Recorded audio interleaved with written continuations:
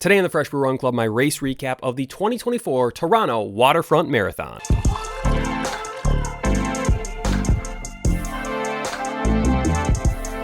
Welcome to the Fresh Brew Run Club. My name is Aaron, and today I'm going to recap my race from the 2024 Toronto Waterfront Marathon. So I've already posted my race weekend vlog, so you can check that out just to get kind of like my first-hand perspective of the race as I'm experiencing it in real time. This is going to be more of a breakdown of not only my race, but also like the event in general. Hopefully this will be helpful to someone who is thinking about running the Toronto Waterfront Marathon, or maybe you've already signed up and you want to know what you're in for. Now, quick point of clarification, there are actually two marathons in Toronto. There's one in the spring, which I think is just called the Toronto Marathon. And then there's the one in the fall, which I ran. That is the Toronto Waterfront Marathon.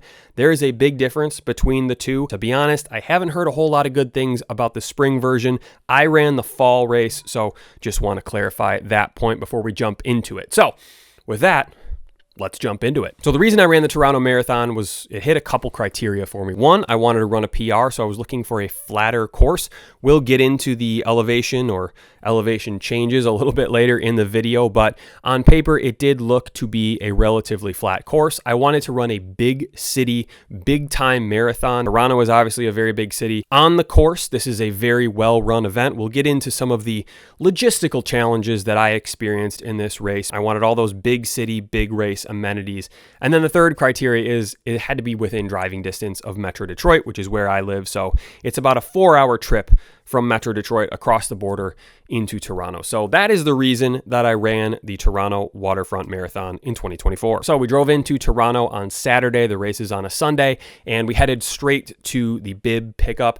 This was one of the best bib pickup, packet pickup, whatever you want to call it, experiences that I've ever had at any race. It was extremely organized. You get into the event center, which I will note that it is pretty far from the start and finish line. Like, you can't really walk from where the race starts to this event center. I would recommend driving in or riding a bike.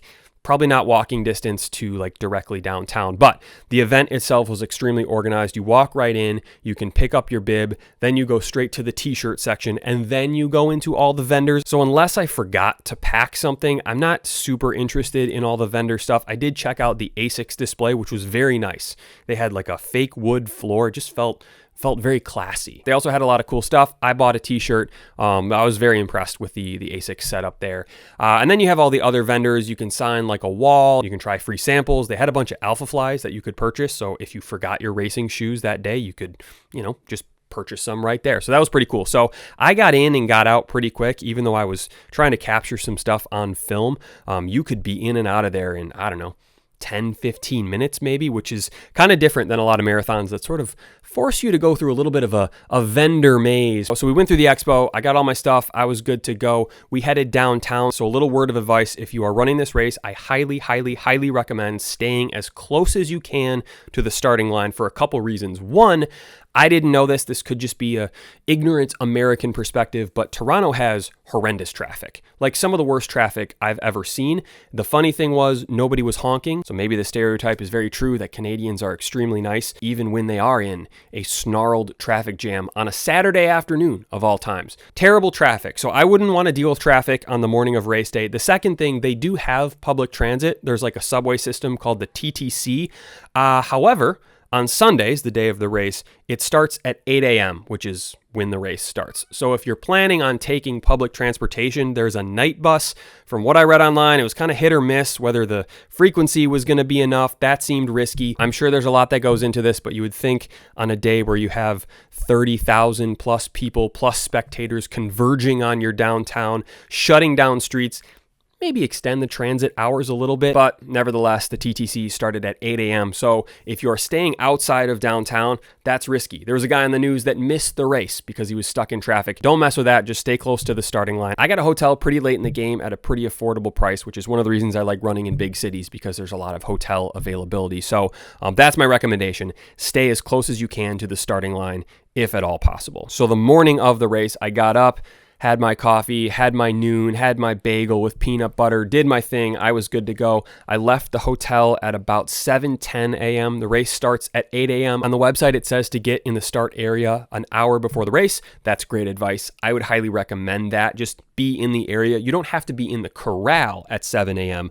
but to just be in the area is good because it does get busy and it does get very, very crowded. So I stayed about 2 blocks away. So I walked a couple blocks to this big square called Nathan Phillips Square, which is kind of like the focal point of the marathon. I'm going to talk about this square a decent amount. That's where the bag drop is if you are dropping off a bag.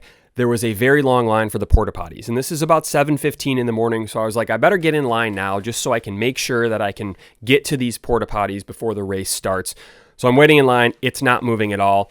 Getting a little bit nervous. Then someone came over and said, hey, there's porta-potties 1 block over. So everybody started running to the porta-potties on a street called Osgood Lane is the name of it. I got right in, I got out, and I had plenty of time. However, I kind of peaked too early with the bathroom situation. I did my warm up, I stretched, I was ready to go, and I was like, well, I better go back to the bathrooms, because I've been drinking a decent amount of fluids this morning one last time. Well, by then the line had gotten considerably longer, and I was stuck in that line, and it wasn't great. It was not moving quick. I was 1 street over from the starting line, so I could hear all the pre-race festivities. You hear the anthem, and then a gun went off. I think that might have been for the elites, and then it was like 8 o'clock, and I'm still in line. Finally got in and got out, and by then it was like 8:04, so I'm running to the start line. It's absolute chaos. They're telling people that were in the red corral, which was my corral, the first corral, to raise their hands so that they could be let through and go to the actual start before the yellow corral went. So it was like a zombie movie, people trying to, get on the last helicopter to safety. So kind of chaotic. I get through the crowd, weave my way, and then just get up to the start line. And it was kind of just like an ongoing running start at that point. So I definitely missed my pace group. I should say my goal for this race that I've been training for was to run a 3:10 marathon. They had pace groups all the way up to that 3:10 mark. So I was hoping to get with that pace group. However, I was about 5 minutes behind the actual start of my wave, so I wasn't going to be able to run with my pace group, and catching up to them was completely out of the question. So kind of gave up on that pretty early, but got to the start line, and yeah, you just cross the start and you're off. So we will return to Nathan Phillips Square at the end of this race, but let's get into the actual race breakdown. So the first K, lots of people kind of weaving in and out. I was, like I said, farther back, so I was passing a lot of people who were, running a little bit slower than me. Nothing wrong with that, but I was just way behind where I should have started. The first, I would say, 6 to 7 kilometers of this race were awesome. I mean, I think this is the most fun portion of a marathon that I have ever run. It was awesome. There was crowd support. You're downtown. There was just this buzz in the air. Apparently, there was a big hill, which I didn't even notice. I was so excited. I was just trying to, find my pace and dial in and just get going that I didn't really notice the hill. According to the elevation map, which I will talk about that a little bit later, according to the elevation map, that was the biggest hill of the actual course. I didn't even notice it. That's how amped up I was. So the first K, I was a little bit fast. My second K, I was a little bit slow. And by the third K, I was completely locked in. The one thing I was concerned about at the start, since it is a downtown marathon, was my GPS signal, and all the people that are around and the buildings might interfere with the signal. But based on the elapsed time on my watch when I crossed each K, because I had written it on my wrist, I was dead on. My watch was marking each kilometer about 25 meters before the actual marker. So I was close enough where I could use my watch to gauge my pace. I have the Coros Pace 3. So if you're concerned about your GPS watch and you haven't had problems in the past, you should be okay. Like I said, I wrote on my wrist every 5 kilometers the time that I should have at each 5, 10, 15, 20, etc. kilometer mark, so I could just adjust and see where I'm at. I got right on my pace within the first few kilometers. It was cool. It was very scenic. Cool architecture. There was a ton of what I would assume are running clubs or running groups that were out there. They were cheering. At one point, the course, it just got narrow because there were so many people cheering, which was kind of cool. I mean, I could see where it might be a little bit much, but it felt like I was in the Tour de France, where the crowd is sort of pushing in on the peloton as they go through. It was fun. It was just a really fun atmosphere. Music, everyone was pumped up. It was good. I was passing all kinds of people. I was feeling really, really good. So you get to about the 7 kilometer mark, and I'm looking at the map right here, and that's when you go into the first out and back. So the Toronto Waterfront Marathon Marathon is a series of out and backs, really two big ones along, believe it or not, the Lake Ontario waterfront. So you sort of get out of that downtown area. Again, at this point, I'm just trying to like stay calm, stay within my pace, not get too caught up in things. Great crowd support still. You're out there, there's groups, there were people banging on drums. Like it was a really, really fun, exciting atmosphere. So I got to about the 10K mark, and that is when you're going down like some kind of overpass or something. It's a nice downhill. It feels really, really good to go on that downhill. But in the back of your mind, you're thinking, oh, I'm going to have to go back up this because it's an out and back, obviously, like I talked about before. So just something to keep in mind. At least I was kind of prepared for it in advance. So you go down this downhill. I could see the elites coming the opposite direction around this time. I can't exactly remember where I saw them, but they were flying. That was pretty cool to see. So you're going, there was tons of aid stations from what I remember on that first portion of the course. At about the 12.5 kilometer mark, that's the turnaround. It's a fairly sharp turn, so just be ready for it. Try to run the tangents if you can. If you're wide and you're going outside, you're going to run a lot further than 26.2 miles or 42.2 kilometers. You'll want to try to stay as tight as you can without like completely throwing off your pace or cutting a bunch of people off. So then you kind of come back. I will note at this point, the road surface was awesome. I think they must have recently paved the road, and it was very soft. It was smooth. It was great. You come back to that big uphill, which let me check and see exactly where that was. That's just after the 14K mark. You go back up that hill. It's early enough where it wasn't that big a deal, but I knew it kind of took a little bit out of me at that point. I was feeling really good. I was nailing my splits, right on pace, feeling good, slowly but surely like reeling in the pace groups ahead of me. So I passed the 325 pace group, and around there I passed the 320 pace group. So you're heading back into downtown. There's a beautiful view of like the CN Tower and where the Toronto Blue Jays play. Like it's a great view. You go under, I think, pardon my French, quite literally the Garnier Expressway. I don't know if they pronounce it the French way or it's the Gardiner Expressway. Someone's definitely going to leave a comment about that. But anyway, you go under this expressway, and that is like the loudest portion of the course. I don't know what running group was there, but they were going wild underneath this overpass. It was loud. It was echoing. There was music. There's cheering. There's people banging on drums. It was awesome. Like my adrenaline was absolutely pumping. So at like, that's 19K-ish. It was really cool. Really, really cool experience. The fan support on the first half of the course was fantastic. So then you get to the 20K mark and you take a sharp left and you go like directly into the heart of downtown. You pass directly by where the Raptors and the Maple Leafs play, and then you take a right, and then you're about halfway done. So let's just stop there for a second. The first half of my race was awesome. I felt good. I was in control. My splits were just dead on. The fan support was awesome. The views were great. There was tons of aid stations. Unfortunately, there was another half of the marathon to go. And that's why this video is called A Tale of Two Halves, because the first half was awesome. The second half was not so fun. So let's dive right into the second half. So you run along, you kind of leave the downtown core area, and I want to talk about the hills, the elevation. So overall, I would say this is a relatively flat course. I would not describe this course as hilly. However, it is a little bit deceptive. So if you look at the elevation map, which I will put on the screen right now, you can see that it looks pretty flat. However, the y-axis is a little bit condensed in this elevation map and a little bit deceptive. The max elevation for this course is like 110 meters, which in feet is about 340 something meters. So it looks a little flatter. It's a little more squished. I just want to point out, if you look at that elevation map, it doesn't look that bad. And the little bumps that you're seeing on the second half of this marathon, they look manageable. They're much tougher than you think. Again, not like an overly hilly course, but all those little bumps are hills and they're tough, and they almost broke me on the second half of this course. So let's get into that. But just a little word of warning, when you're looking at that elevation map, it looks flat, just a little bumpy, no big deal.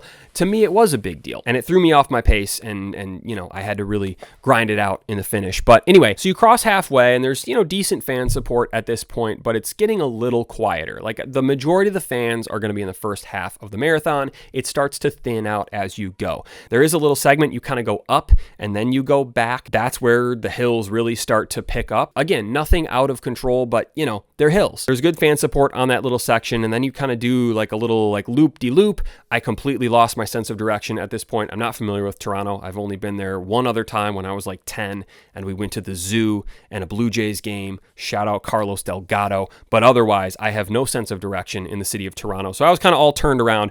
Then you go out into the longest out and back portion, and this is like by far my least favorite part of this course. It is tough. If you haven't run this race before and you're thinking about running it, you need to mentally prepare yourself for the fact that there are going to be almost no fans in this portion of the course. There's going to be plenty of like rolling hills that, if you're tired, are going to seem like mountains. There is very little shade. This day was sunny, which I like a sunny day. However, on a marathon, I prefer a cloudy day because the sun just bakes you. It makes it harder. It heats up your body temperature faster than a cloudy day. So you're out exposed in the elements. And that's when I realized, I'm not going to be able to hit that 3:10 goal. I was trying. I held on as long as I could, but I just had to slow down. So that pace in kilometers is about a 4:30. I had slowed down to about a 4:45 at that point. And I was like, well, we'll just see how it goes. We'll just hang on. But it just felt worse and worse and worse. Right around, I think it was like the 29 or 30 kilometer mark, I was in a real bad place, mentally. Like, you're starting to like make compromises of like, oh, if I just make it 1K, then maybe I'll walk, or, I'll stop and stretch my legs, or, hopefully I can still get a PR if I slow down here. Like, you're just like bargaining with yourself, which is never a good place to be. At that point, I saw a familiar face, someone who I've never met, who doesn't know who I am, but a face I've seen many times on Instagram, and that's Herm Runs, who was just posted up at like the 29K mark with a box of Timbits. And I'm telling you, that might have saved my race. I said hello, and that kind of gave me the adrenaline boost, the happiness boost that I needed to get through the next few kilometers, because I was dragging at that point. I was in a rough place. So shout out to Herm Runs. Then you're continuing on. I mean, the pain and suffering doesn't stop there. It's hilly. At one point, you're running like alongside a road, and there's like a wall next to you, and it's just like an unpleasant place to run. Like I said, there's like no fans out here. You go up this like hill, which is like a curve that goes down. It just wasn't fun. There was nothing to look at. I don't even know where I was. I was on some sort of trail. The area is called the Beaches, or the Beach. Just not a fun place to run. So you get all the way to the end of this out and back, and then you turn around and you're running into the wind. So that was just another thing, another challenge in my way to finishing this race. That like, it was tough. I was absolutely dragging, just trying to finish. It was one of those situations where like you feel like you're basically walking. You're not running that slow, but everything hurts. Everything takes effort to just keep moving. I was probably running about 5-minute kilometer pace at that point. You go back over the bridge that's next to the wall. That's kind of weird. And then you can see the Toronto skyline. You can see the CN Tower. Like, it's a very, very cool view. I wasn't exactly enjoying that view. But I was just trying to finish. So then you're making your way towards Toronto. There's a building that I've seen 7 million times on Instagram. So you go by there, and then you're getting closer to downtown. The buildings are getting taller, and you take a hard right turn. I thought that was basically the finish. You make the turn, and then you're done. Not true. I started my kick. I was just going to give everything I had left, and I did, but I was well short of the finish line. So just a heads up, you make that last like 90-degree right turn, you're not totally done. You got to go down a straightaway, which is actually up a hill, which is pretty tough. Kind of cruel that they put this at the end. And then there's a little bit of a chicane on the map I looked at. It was a straight shot. I should have paid more attention. It's actually not a straight shot. You kind of angle to the left and then angle to the right a little bit. So just be prepared for that. And then you hit the finish. So after it was all said and done, I wanted to run a 3:10. I actually wanted to run a 3:09:59 technically, if we're being as accurate as possible, but I ended up running a 3:20:29, which is about 7 minutes faster than my PR. So I got my PR. I was very happy with it. Considering how tough the second half of that course was, I'm happy to just like even finish. I am a little bit disappointed that I didn't get my goal time. I trained all summer for that time. I ran a lot of tempo workouts based on that time, and I came up short. As of now, it's like 2 weeks after the race. Like, I'm already motivated to try to get back out there and actually get that goal time next year. Hopefully, we'll see what happens. So part of me is disappointed in my finish because I came up about 10 minutes short, but I'm also pretty happy considering how tough that second half of the course was. Again, prepare yourself. If you haven't run the second half of the Toronto Waterfront Marathon, there's more hills than I expected. It was sunny. There was no shade. There was very little crowd support. It was a pretty boring out and back course. I loved the first half. It was awesome. The second half, not awesome, not fun, and I struggled through it. I even got a rock in my shoe at one point. I forgot to mention that. It was with me for like 2 to 3K. I knew if I stopped to get rid of the rock that I would like seize up and I wouldn't be able to keep going. So I just waited for the rock to fall out of my shoe. I was hoping to have a little memento, after the end of the race. If I'm going to get a rock in my shoe, I should at least be able to keep it, but it fell out. So that wasn't a huge deal in the end. But yeah, that second half of the course was extremely tough. So I finished the race, and let's get into the logistics here. You go into this chute, and they give you your medal. There's a couple water stations. I got 3 cups of water. I was so thirsty. And then you go this long chute, and then another out and back. Kind of fitting that the Waterfront Marathon, a marathon made up entirely of out and backs, has an out and back chute. So you go all the way down to this chute, and then you come back, and then you're dumped out into the now infamous in my mind, Nathan Phillips Square. I saw a bunch of the faster looking runners were sitting down on the back portion of the chute. There's some cement steps that you can sit on. Probably a good idea. I thought I would be able to get through the chute and get out of there pretty quickly and be in the hotel very fast. Not so fast, my friend, to quote Lee Corso. It was a very long chute. You get into Nathan Phillips Square, and it was the most overwhelming finish area I have ever seen in my entire life. Just a sea of humanity. Basically, all of the runners are pushed into this square, and all of the spectators are coming into the square to try to find the runners. There's almost no organization. There's almost no signage. The only sign I saw was a sign that said food. I was desperately looking for water, so I was like, well, if there's food, maybe there's going to be water there. So I got in that line. People are cutting lines. There were people in line that didn't run the race that were in line to get food. I had no reception on my Apple Watch at the time, so I couldn't get in contact with my wife. I had no idea where she was.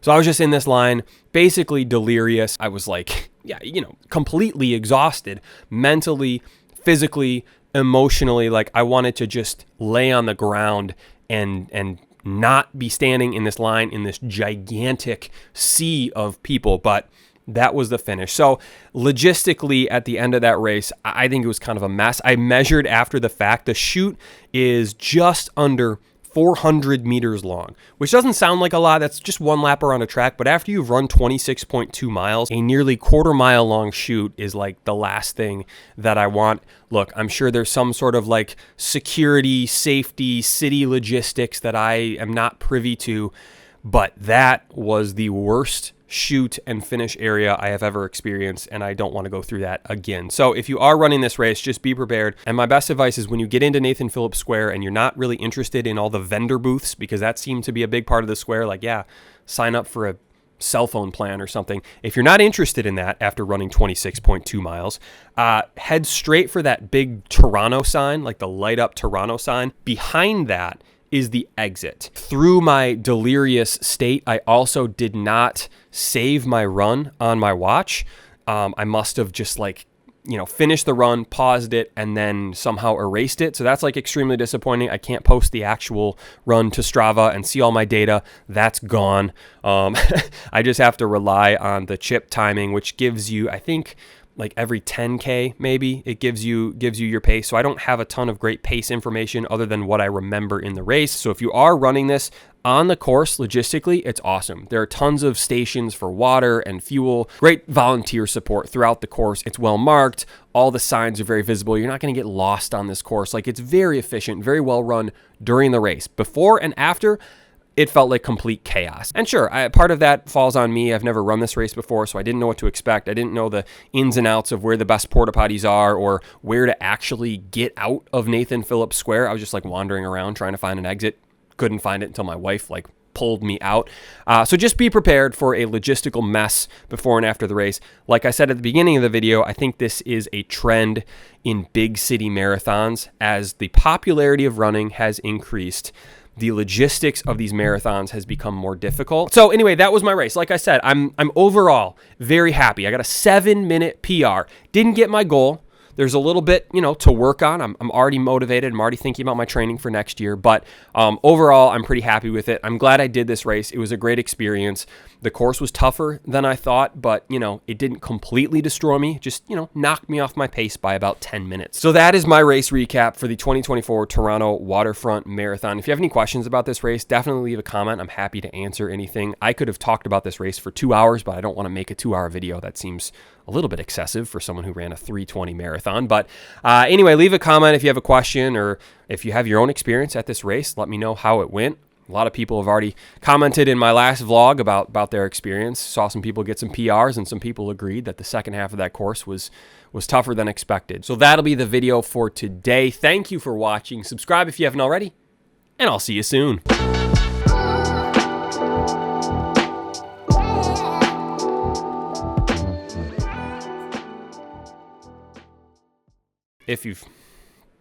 My cat's going nuts over there. So that'll be the video for today. Hey!